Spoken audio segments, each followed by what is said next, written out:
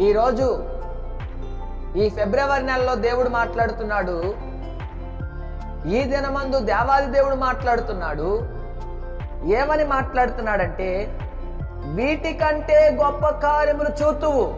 అంటే ఇప్పటి వరకు నీ పక్షముగా జరిగిన కార్యముల కంటే ఉన్నతమైనటువంటి కార్యములు, ఆశ్చర్యమైనటువంటి కార్యములు, ఘనమైన కార్యములు నీ జీవితంలో నీ కట్లకు కట్టినట్లుగా, నీ కనుగుడ్లకు కనబడినట్లుగా దేవాది దేవుడు చూపించి జరిగిస్తానంటున్నాడు. హల్లెలూయా.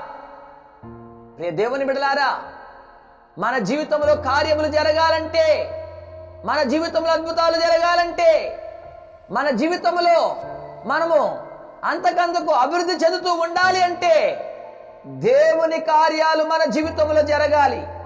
దేవుని కార్యములు మన జీవితంలో జరగాలంటే దేవుని పైన